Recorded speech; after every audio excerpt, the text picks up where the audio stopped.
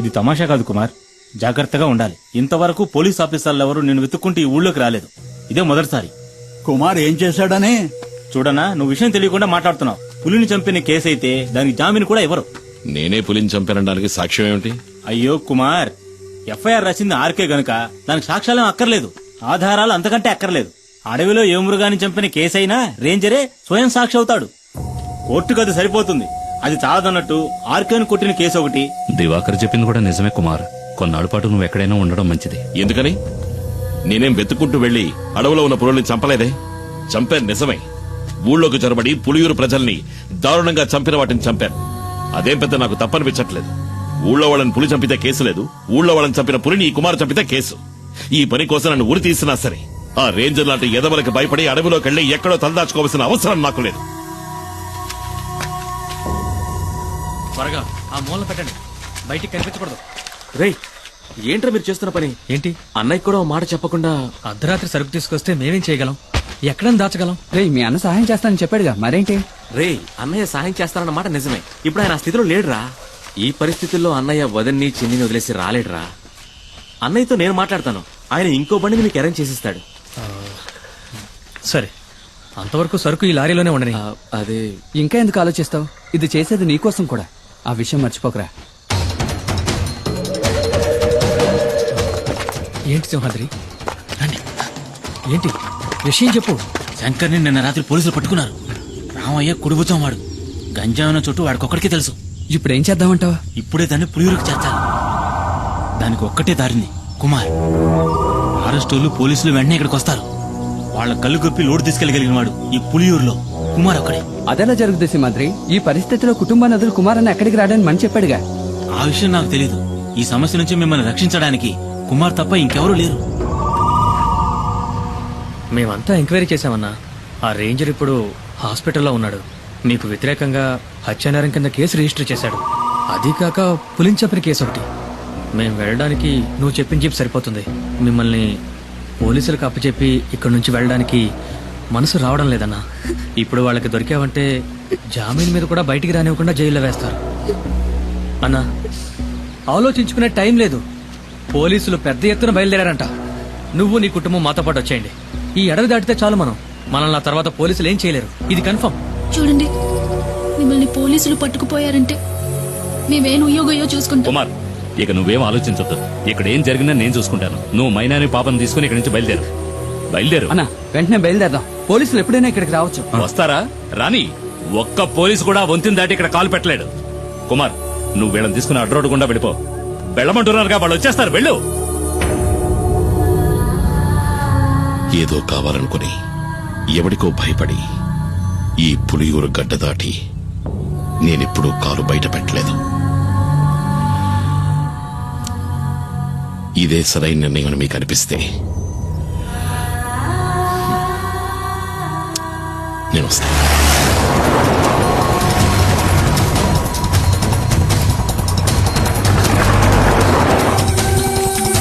అన్నా, త్వరగా రండి.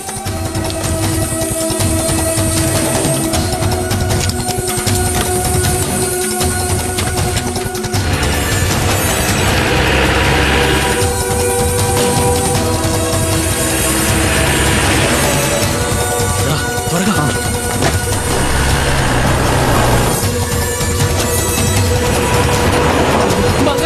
కాపాడు. పోలీసులు ఎన్కౌంటర్ చేయాలని చూస్తున్నారు. ఎందుకు? ఆ రేంజర్ పిల్లలు స్నానం చేస్తుంటే తెలియక తొంగి చూసారా? కమాన్, నువ్వు వెళ్ళి ఇక్కడి నుంచి. నేను వంతిని పేల్చేయబోతున్నాను.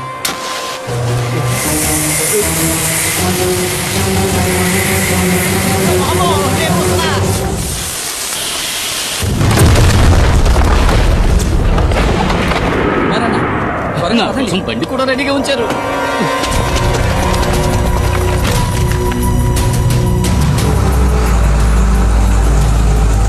వాడు కుమారే కదా? అవును సార్. వాడు కూప్ రోడ్ దారి నుంచి తప్పించుకోవాలని చూస్తున్నాడు. మనం ఎస్టేట్ దారిలో వెళ్ళామంటే అడవి దాటేలోపు పట్టుకోవచ్చు. Don't waste the time, move fast sir.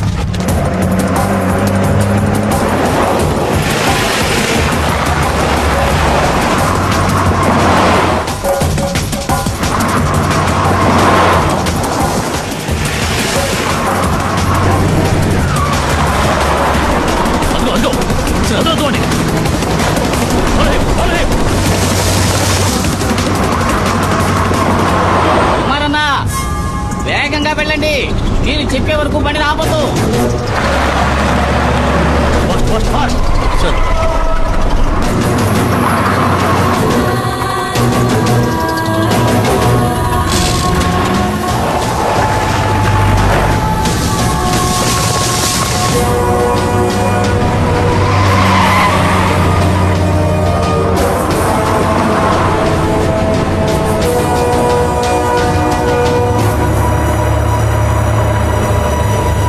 కుమారన్న పోలీసులు దొరికితే ఇక అంతే, లారీ మొత్తం గంజాయే.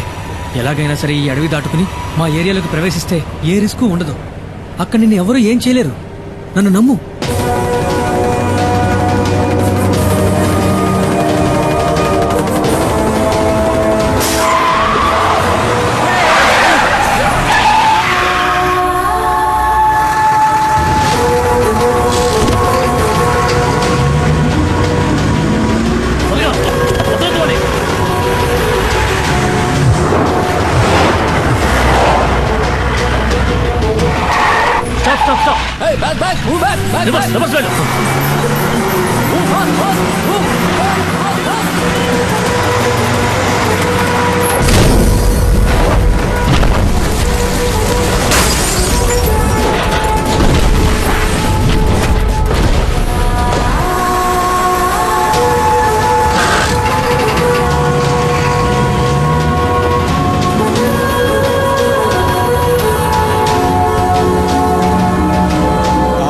పులియూరు వదిలిపెట్టి వెళ్లిన కుమారు అతని కుటుంబము మంగళాపురం దగ్గర డాడీ గిరిజా సంరక్షణలో ఉన్నారు. ఇక్కడున్న కేసును మాఫీ చేయిస్తానని చెప్పి ఆ డాడీ గిరిజ కుమార్కి మాటిచ్చాడు. బాధపడొద్దు, అతను తప్పకుండా తిరిగి వస్తాడు. నీ గురించి నేను చెప్తాను, తప్పకుండా సహాయం చేస్తాడు. బాబు, అడగటం మరిచాను, ఆ కుమారుతో ఎవరొచ్చారని చెప్పాలి?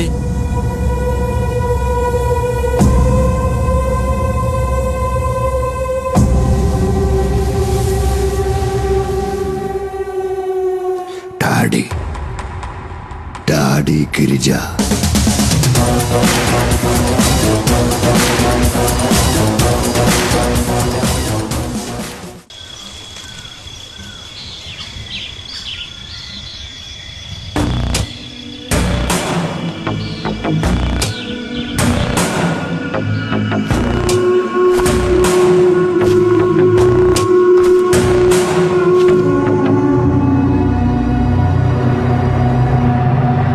మనం ఎంత దూరం వచ్చాం, ఒక్క పోలీసుడు కూడా మనల్ని అడ్డుకోలేదు. చూసారా, గంజాయాకును పొడిగా చేసి లారీలో ఎక్కించినప్పుడు ఏదో అనుకున్నాను మీ గురించి. ఇప్పుడు కదా అర్థమైంది, దేహ బలమే కాదు మీకు బుద్ధి బలం కూడా ఎక్కువని. కొంచెం మెల్లగా వెళ్ళు. పరిగెట్టిని బాగా లాక్ కట్టారు కదా, రోడ్లో గడ్డెక్కడా జారుదుగా. ఇలాగే తీసుకువెళ్ళి పశువులకు మేతగా వేయకుండా ఉంటే చాలు.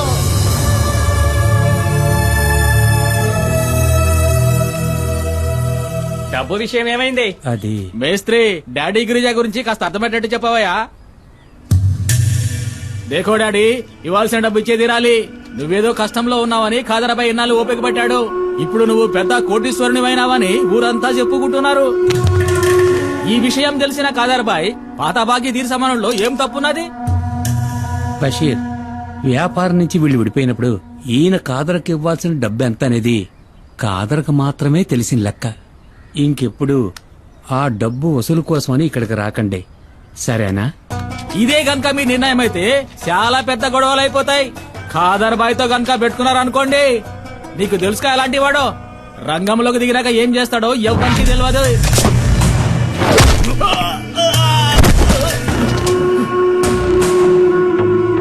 నేను మంగళాపురాన్ని ఏలేసి వచ్చిన తర్వాతేరా ఆ ఖాదర్బాయి గాడు అడుగు పెట్టాడు, పెద్దోడయ్యాడు. ఇల్లు అడిగి చెప్పు, ఆడికి దమ్ముంటే నా ఎదురుగా నిలబడి డబ్బులు అడగమను. బషీర్, ఏంటలా చూస్తావు, వెళ్ళు.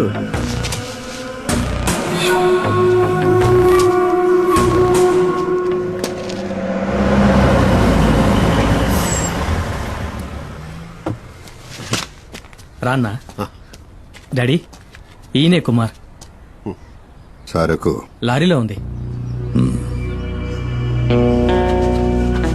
ఈయన వాళ్ళ ఊళ్ళో ఉండలేని పరిస్థితి, అందుకని నేనే కుటుంబంతో సహా ఇక్కడికి తీసుకొచ్చాను.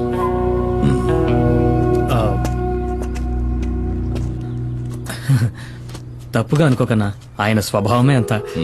మేస్త్రి, కుమార్ అన్న ఫ్యామిలీతో మన అవుట్ హౌస్ లో ఉంటారు, సరేనా? భద్రా, ఏయ్, ఈ ఇల్లు త్వరగా శుభ్రం చేయి. అలాగే సార్. అన్నా, ఇదే మీరు ఉండబోయే కొత్త ఇల్లు. ఇదా? ఈ ఇల్లా? ఇది మాకు సరిపడదు. మాలాంటి వాళ్ళు ఉండడానికి ఏదైనా చిన్నిల్లు ఉంటే చూడు. ఆ, అది సరే, ఇంకేదో అనుకున్నాను. 2 రోజులుంటే అంతా అలవాటు అయిపోతుందన్నా. తర్వాత దీన్ని వదిలిపెట్టి వెళ్ళారు. అయ్యో, నువ్వు ఇంకా బతికే ఉన్నావా? చెయ్యివన్నా. నాకు వ్యతిరేకంగా కుట్ర పన్నారు. నీకు ఇదే సరైన శిక్ష. ఎందుకు? స్నానాలు చేస్తుంటే తొంగి చూసినందుకు, నాతో చెప్పకుండా నా బండెక్కినందుకు. నేను అర్జెంట్ గా ఒంటేకి వెళ్ళాలి. దానికి నన్నేం చేయమంటావు? చెప్పండి. ఇంట్లోకి వెళ్ళు. ఇంట్లోకా? అరే, ఇంట్లో టాయిలెట్ ఉందని చెప్తున్నా. నాకు ఆరు బయట వెళ్ళడమే అలవాటు. మనీ చూసావా, ఇంట్లోనే వానొస్తుంది. అన్నా షవర్ అయి ఉంటుంది వదినా. ఏంటో ఈ- షవరా వసే పల్లెటూరు బయట నీకు అలవాట్లేని పనులేం చేయకే. ఇదిగోరా, నాకు ఇంకొంచెం పోయి. ఇదిగో మనీ, ఇప్పటికే మీ అన్నయ్య తడబడుతున్నాడు, ఇక ఆపే. వాడు ఆపడు, నువ్వు మొయ్యి. వద్దులే. రమణి, నీకు విషయం తెలుసా? ఒకప్పుడు ఒక జ్యోతిష్కుడు నా చేయి చూసి చెప్పాడు, రే కుమారు, నీకు రాజభవనంలో ఉండే యోగం ఉందిరా అని. అది నిజమైందిగా. జైలుకెళ్లే యోగం ఉందో లేదో ఆ జ్యోతిష్యుని అడిగి చూడు. ఒక్కో రోజు ఇక్కడ జరిగే ఎన్ని చూస్తా ఉంటే మనశ్శాంతి లేకుండా పోతుంది. ఈయన ఆ రోజు సిద్ధగొట్టిన ఫారెస్ట్ రేంజర్ చావు బతుకుల్లో ఉన్నాడు. అవసరమైతే ఇంకా కొడతాను అన్ని. ఎల్లి కొట్టు. రేంజర్ని చూస్తేనే నాకు ఒళ్ళు మండిపోతాయి. వాళ్లే మా నాన్నని పులి చేత చంపించిన లుచ్చాగాళ్ళు. వాళ్ళు వదిలిపెట్టను. నన్ను ఉరిదీస్తారా ఏంటి? ఆడు సచ్చాడంటే అదే గతి. పోయిరా. సుబ్రమణి, ఇంకా పోయి. తాగి తాగి సావుని. కరెక్ట్ గా చెప్పావు. అక్క చెప్పిన దాంట్లోనూ విషయం ఉంది. మీరు ఇలాంటివి తాగి చావకూడదు. మిగతా నేను రేయ్, ముట్టుకున్నావనుకో చెయ్యి నరికేస్తా. ఇదిగో సుబ్రమణి, నాకు గ్యాస్ వెలిగించడం చేత కాలేదు, బయట పోయేట్టివ్వు, అన్నం వండుతాను. ఉండదునా, గ్యాస్ పై నేను వెలిగిస్తాను. అయితే రా. ఆ, ముట్టుకున్నావో? దేనికి తల్లి? వెళ్ళి ఏంటో అడగన్నా. జాగ్రత్త. తాకనే తాకను. తాకేవో అయిపోతావు.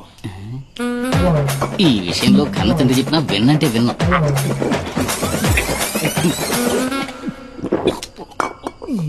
ఏంటి తల్లి? ఆ? ఇది చూసావా? రాదే, రాదే.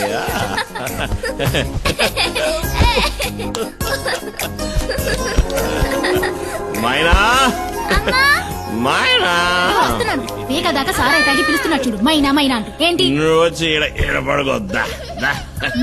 దీనికి ఏం తక్కువ లేదు. పడుకో, పడుకో. పడుకోమన్నానా? ఇదిగో, నువ్వు రా. పద, వెళ్దాం. నువ్వు పడుకోవే. కొట్టాననుకో. నువ్వు పడుకోవా? నువ్వు రావే. సరే, నిద్రపోమని చెప్పానా? పద. తాప తీసుకురావడానికి వెళ్తున్నారా? అన్నా, నేను ఇక్కడ పడుకోనా? ఆ? అదే, నేను ఇక్కడ పడుకుంటాను, మీరు మీ కుటుంబంతో సహా బయట పడుకోవచ్చు కదా అని. ఏంట్రా? నిజమన్నా, నాకు తెలిసిన ఎంతో మంది దంపతులు మెత్తమెత్తటి ఇలాంటి పరుపు మీద హాయిగా పడుకుని ఎంజాయ్ చేయడం చూసినప్పటికీ నేనింతవరకు ఇలా పడుకుని అదృష్టానికి నోచుకోలేదు. పోరా. ఆ? ఇక్కడ ఉండడానికి లేదు. మీ ఊరికి పోరా. మీరు తమాషాగా అంటున్నారు. నీతో తమాషాలేంట్రా? రేయ్, మళ్ళీ నువ్వు నా కండ పడ్డావో చంపేస్తాను నిన్ను. అన్నయ్య, అన్నయ్య, ఆ? వాడిని ఇక్కడి నుంచి పంపించేస్తే మనం ఇక్కడ ఉన్న విషయం పోలీసులకు చెప్పేస్తాడు కదా. అయ్యో, అదొకటి ఉంది కదా. రేయ్, రేయ్, ఆగు. అక్కడే ఆగు. ఈ రాత్రి కుదిరే అన్నా, రేపు తెల్లవారుజామున వెళ్ళిపోతాను. పోనీ ఎల్లుండి, ఆ? ఆవలెల్లుండి. ఏయ్, మర్యాదగా చెప్తున్నా. నేను మర్యాదగానే వెళ్తా. ఉండమన్నాను కదా అని ఎదవేసారు వేసావనుకో, అంతే సంగతి. గుత్తి గులాబ్ జామ్ అయిపో. లేదన్నా, మన ఊరి పోలేరమ్మ మీద ఒట్టు. ఎవరు స్నానం చేస్తున్నా నేను తొంగి చూడను, నేను అసలు స్నానం చేయను. ఒకవేళ చూస్తే నీ తల పగిలిపోద్ది. అబ్బా.